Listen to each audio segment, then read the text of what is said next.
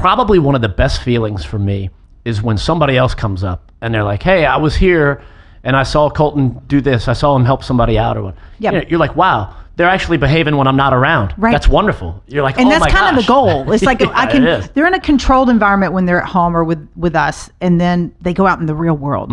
And you just hope that they're not little tools when they're out in the real world. That was nice. I was trying to figure out what I could say. I know the word you you know were what I was say. thinking. Yeah, You read it's my two mind. syllables.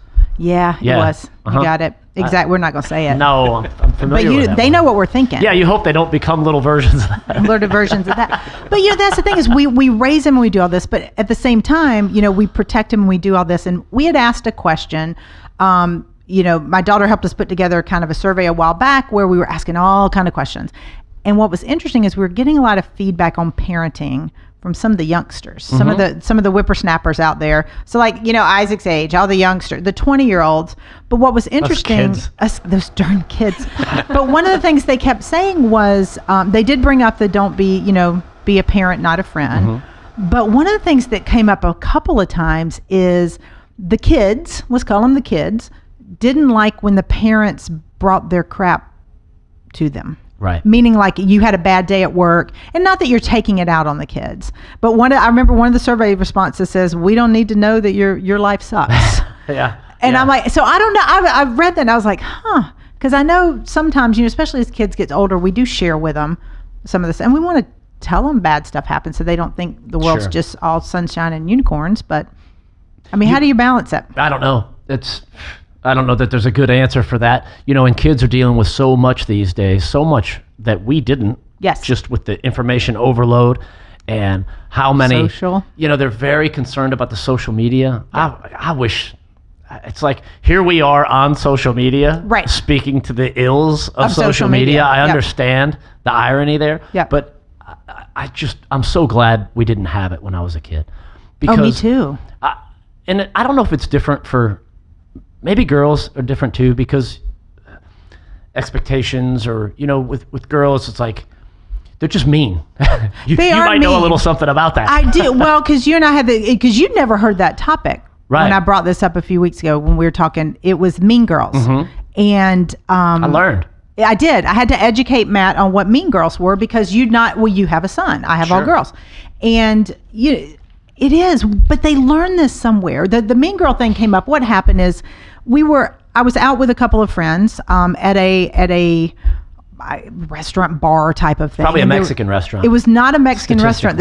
If it were a Mexican restaurant, it would have been fine. Oh, okay. Bad things don't happen at Mexican restaurants, but this was some other bar. And we're out. It's like me and a couple girlfriends. We're our age. We're advanced age. And there's a group of girls next to us, like in their 20s. And they just were, I described them as mean girls. They were kind of, chatty and kind of talking about other people around them, and had that RBF, which I have as well, the resting face.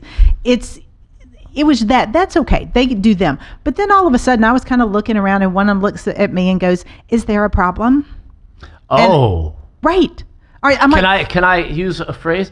No, she didn't. She did. I know exactly. She did. Never said that before. I know. That's fun. You've been wanting to say it.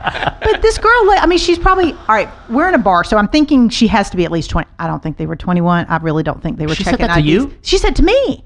Just because I was glancing around, and she's like, is there, because their table was like almost next to ours. She's like, is there a problem? I was like, excuse me, what? I'm like, all right, first of all, this is where my head went. My response was very different than what was in my head. Okay. And I feel like that's progress for me. Yeah. But my head was like, first of all, I am your mother's age. Second of all, I'm a black belt, so trying to start a bar fight with an old lady that's a black belt, still not a good idea. So, no. But I was like, no, sweetie, nothing's wrong. We're good. She's like, okay. I called her sweetie because I thought that was condescending, and I thought that was, And in Georgia, is that a good time to say bless your heart? We could have blessed her heart. Okay. I was like, oh, but I'm still working on the timing for that. Here's the thing, and this is where this ties to parenting, because I left there, and I think I probably texted you, I was like, but I left there and I was like, I was mad at myself because I felt like that was a teachable moment. Maybe I shouldn't be having teachable moments with random 21-year-olds in bars, but I left there thinking, who didn't teach this? I get respect your elders, but respect anybody. Forget me being her parents' age. Why would you just look at somebody and go, is there a problem? I mean, what good is going to come of that?